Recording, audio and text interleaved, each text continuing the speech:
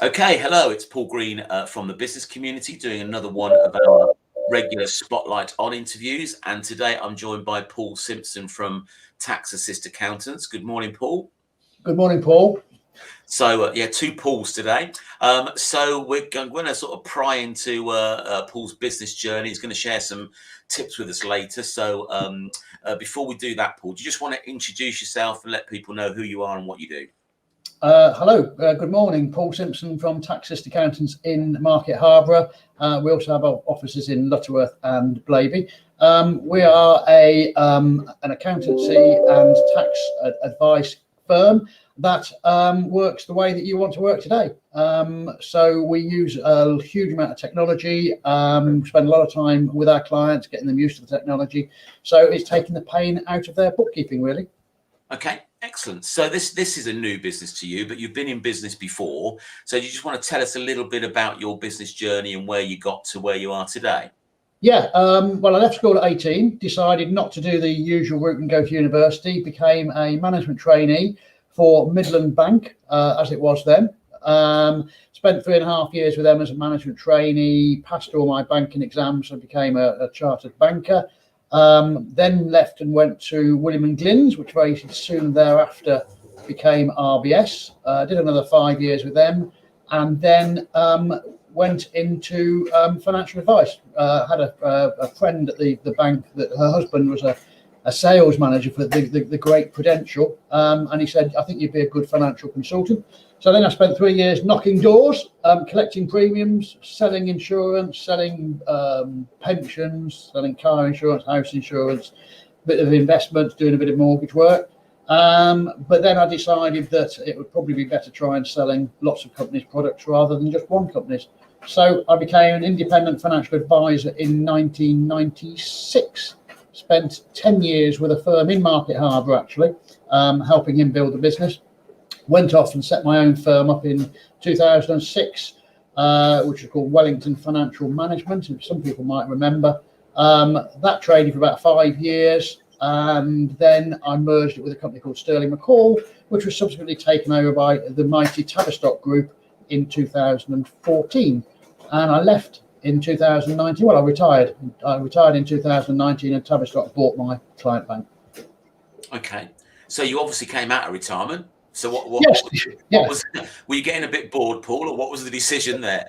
Well, in a word, yes. I retired in June 2019. Then I spent probably about 3 to 4 months I had over 300 clients, handing them all over to the new advisor that took over from me. With the intention then of doing lots of cycling, which is one of my hobbies, being involved a bit more in Freemasonry, which is another one of my hobbies, doing lots of charity work. I became treasurer of the local U3A, carried on doing my Masonic work, cycled 6,000 miles in 2020. Of course, that was all during lockdown mainly.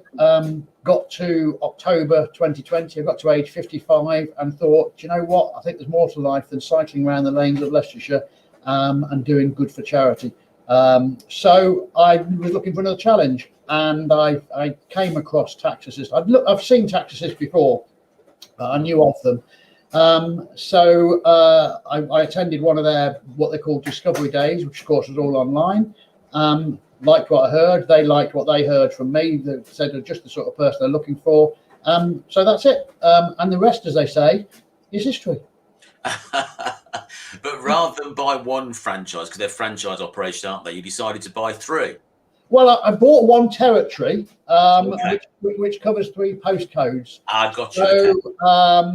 So the main office at the moment is in Market Harborough. That only opened 3 months. Well, it only opened five weeks ago. Yeah.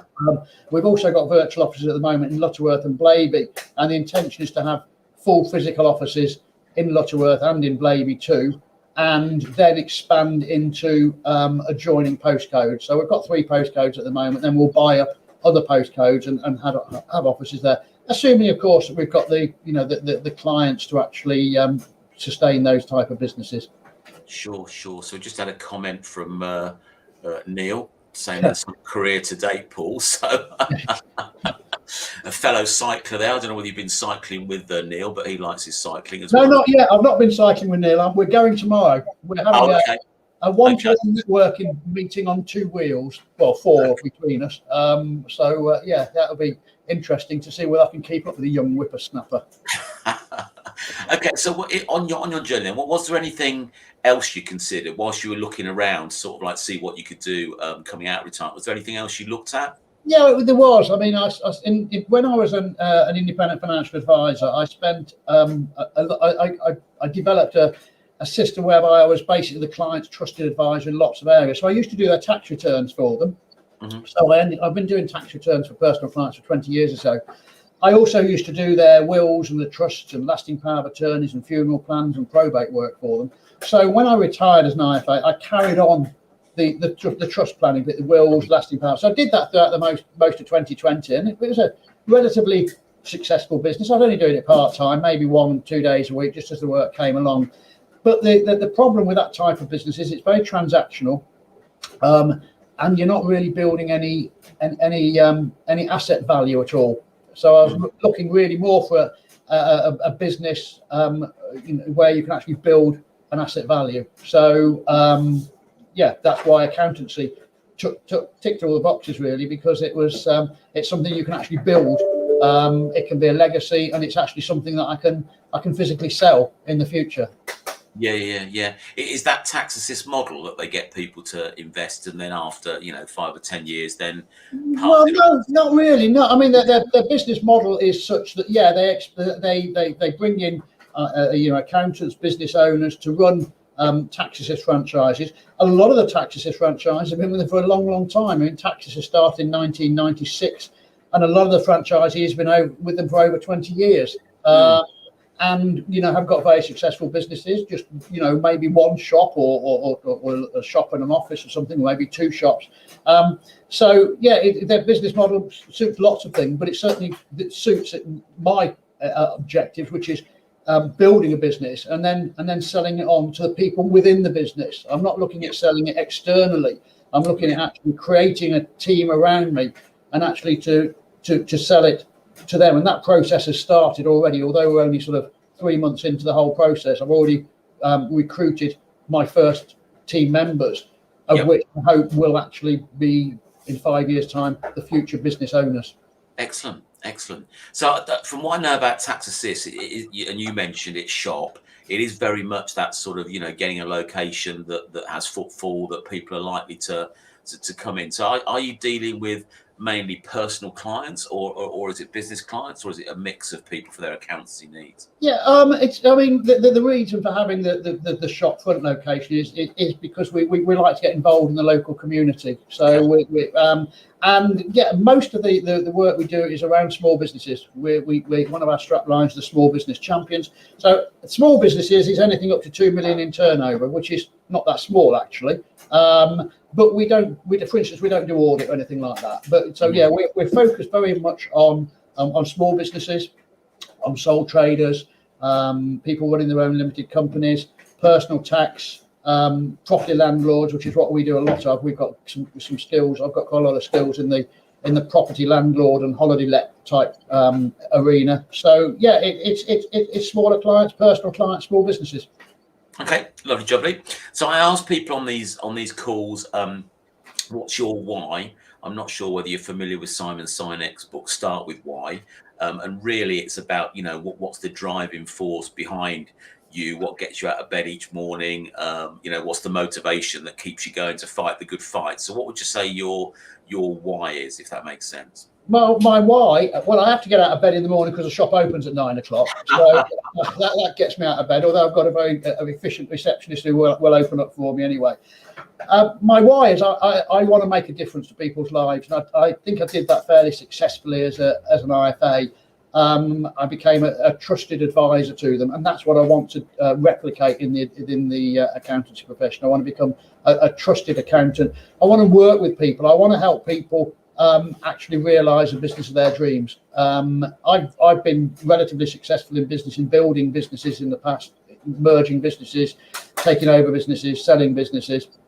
So I want to use that knowledge and that the skills, whatever they are, that I have, to actually help other people along their business journey, to help them grow their businesses, help them, have the business of their dreams, and sell it, and ultimately sell their business if that's what they want to do. Spend more time with the family, spend more time on holiday, spend more time working on the business rather than in the business. Yeah, absolutely. I can endorse that. So there's other accountants out there, other bookkeepers out there. From what you shared in networking, it sounds like it's gone very well for you so far. What do you think distinguishes you then from the competitors out there? Why would people choose you guys versus another firm down the street? I think we're open. We have shopfront locations. We're open. You're encouraged to walk into us just like any other shop, and you'll be seen there and then when we'll be able to deal with your inquiry. So we're a one-stop shop, if you like. We're accessible. I make myself accessible. My mobile phone is always on. Yes, we're open 9 to 5 in the shop, but we're accessible at other times. We use technology heavily. There's some major changes coming up in the accountancy profession. HMRC are driving it with making tax digital. Making tax digital for VAT returns is already here. Making tax digital for income tax returns is going to be here in the next few years, which means you're going to have to submit an income tax return 4 times a year. So we've embraced the technology, and we feel at the forefront of being able to do that. There's going to be a lot of accountancy firms in the future that either have to transition their business model completely to make it similar to the tax assist business model, or ultimately retire and exit the position, which would be obviously a great loss because there's lots of people out there with lots of technical knowledge. But the way of the world is such that technology is going to drive the accountancy profession. So that's where we think our sweet spot is, really, that we can embrace the technology that's there, get it so that it's working for the client. So the client's not spending hours and hours on their bookkeeping. They can spend that time on their business. Okay. And you obviously started the business whilst we're still, emerging out of a pandemic, or trying to. What was your thoughts behind that? Did it occur to you to sort of wait till after the pandemic was done, or were you too far down the line that you had to commit, or what were your thoughts around that had you go ahead regardless? No. I mean, I made a conscious decision in October, November 2020 that I was going to launch a business, and it would have been launched in the first couple of quarters of this year, when we didn't know then that we would still be in a pandemic. Sure, yeah.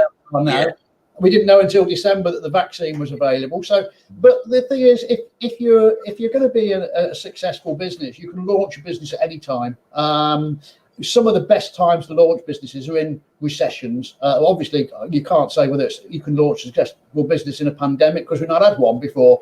But the successful business is quite often launched in recessions.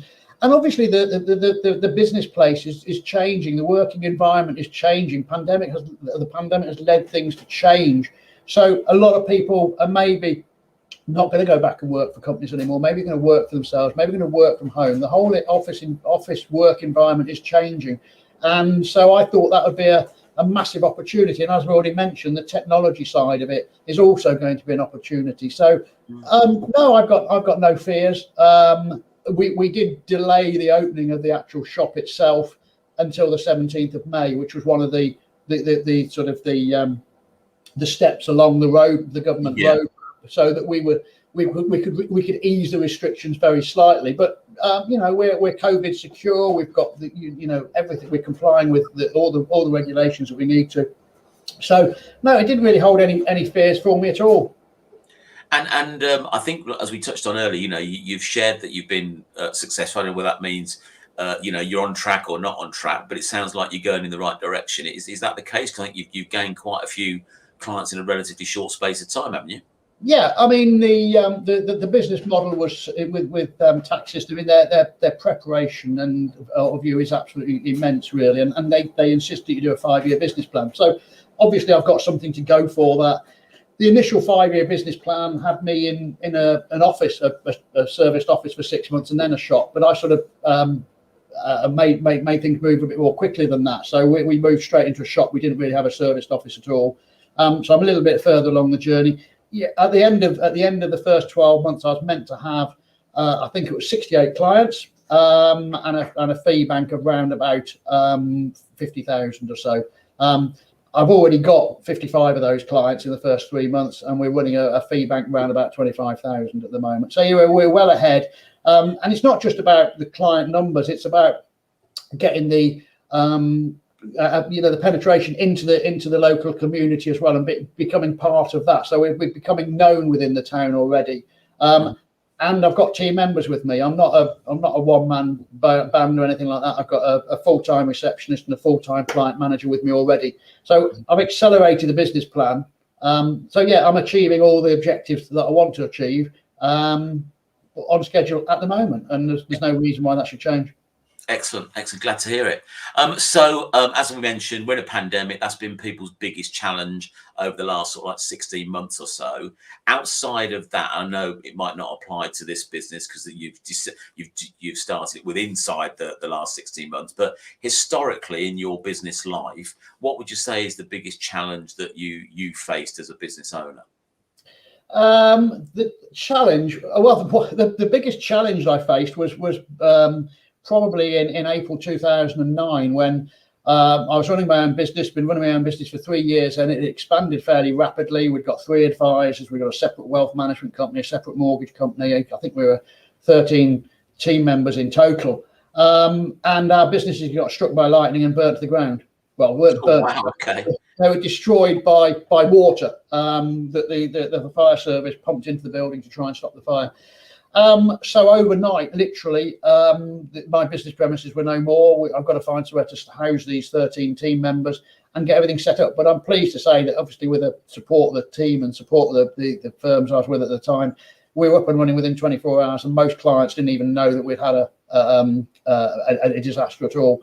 So that was probably the biggest challenge, and that made me look at the business that I've built over the last 3 years, and then I made the decisions to maybe that I've built something as far as I could, and the challenge then was to make it into a business that was leaner, better structured, more profitable. So that I started then looking around for a firm to merge with, because I was spending a lot of time in running the business and not spending enough time with clients. And the bit that I always loved the most was the face-to-face meeting with clients. So that was probably my biggest challenge. I mean, obviously, every time you start a new business, it's a challenge. But rescuing a business from the face of adversity is probably the biggest challenge I've had. Absolutely, that's quite a challenge to face. Has to be said. So, what's been the best bit so far? Would you say since you've started this new venture?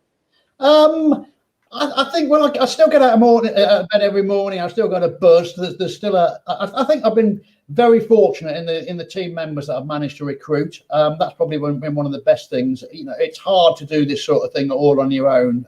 When you're running a business, you can't do everything. So I very quickly realised I needed the right team around me, which I've got so far.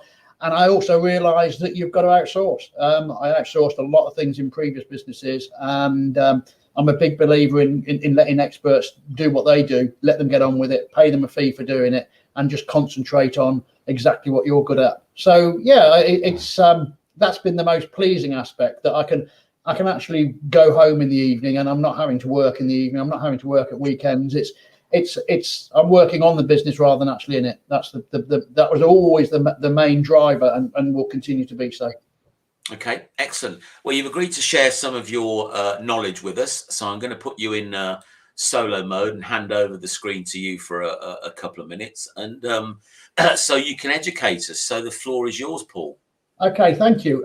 As I mentioned previously, Paul, we do a lot of business with property landlords and people that own holiday properties. It's become a bit of a specialist of mine. When I was an IFA, I did a lot of this sort of thing. So what I just wanted to just do was share with you very briefly some of the tax aspects of investing in property. A lot of people have got 1 or 2 properties nowadays. A lot of people are thinking about it.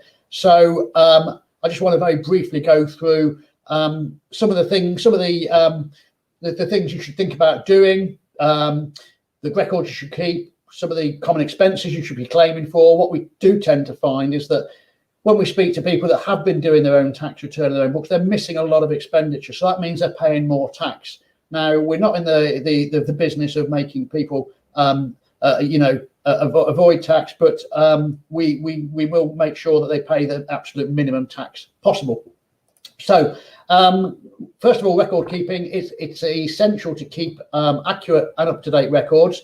And for income tax purposes, all accounts must be prepared to the 5th of April every year. So no matter when you started renting out your property, you must always keep with the 5th of April. Unlike businesses, whereby you can determine what your year end is, you have to use the 5th of April. So that's the first little tip. Next thing is that if you own overseas properties and furnished holiday lettings, you must keep them separate. You can't sort of aggregate them together. And also be very, very careful about properties that you're letting to a family member at less than market rate. You've got to be very careful about that. Income, you should always show your rental income gross of any fees or expenses such as agent fees, and then the agent fee should be an expense. Deposits that you've had as a when you start the tenancy, they shouldn't be included as an income. A lot of people do, they include them as an income. We don't need to include them as an income. They should be deferred and then matched with the cost of providing the services or carrying out repairs.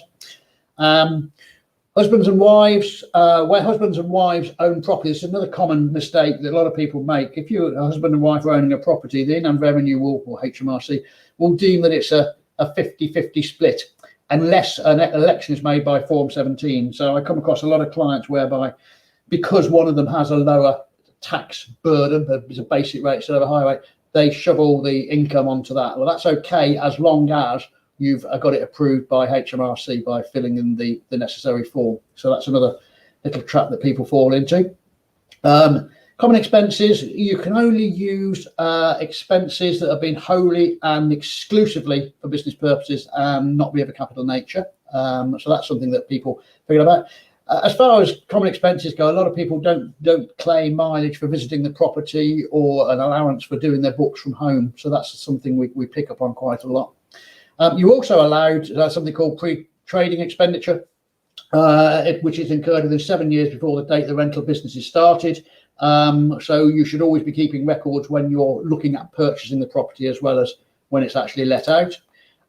Costs incurred, legal fees, costs incurred in acquiring, adding or selling the property are not capital. They are capital, they're normally capital. So you can't claim those an expense against revenue. You have to wait until you sell the property. There's been lots of change on mortgage interest over the years now, and the only basic relief is available for mortgage interest from April 2020, and that's catching a lot of people out. The other thing that people sometimes claim for is life insurance. You can expenditure related to life insurance policies on business loans, mortgages, not wholly and exclusively for the purpose of the business. So you shouldn't really claim that. It's not normally an allowable deduction. Travel, where businesses registered from administered from an office or outside the landlord's home, travel is not permitted. But if you're running the business from home and you have to travel to your property, then that is permitted. There's lots and lots and lots of discrepancies around repairs and capital expenditure, and that's something you need to look at very, very carefully. Repairs common repairs are stone cleaning, damp and rot treatment, mending broken windows, but capital expenditure will be putting brand new windows in and new bathrooms and things when you're actually improving the property.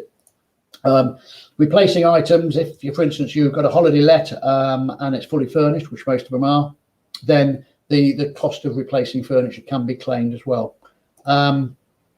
A lot of people ask me whether there should be a sole trade or a limited company. Again, that's a massive area. Not normally a good idea to have a limited company just for one property, but if you're building a property portfolio, definitely worth thinking about going down the limited company route.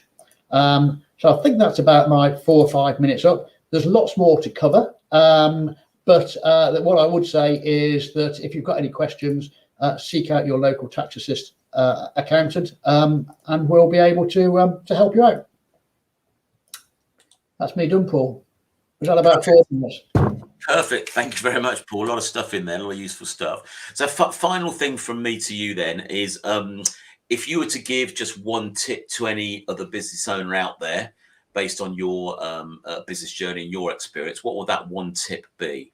The one I always use when I'm asked this question is treat everybody like you'd expect to be treated yourself. And that goes across whether you're dealing with your customers or your clients or your suppliers.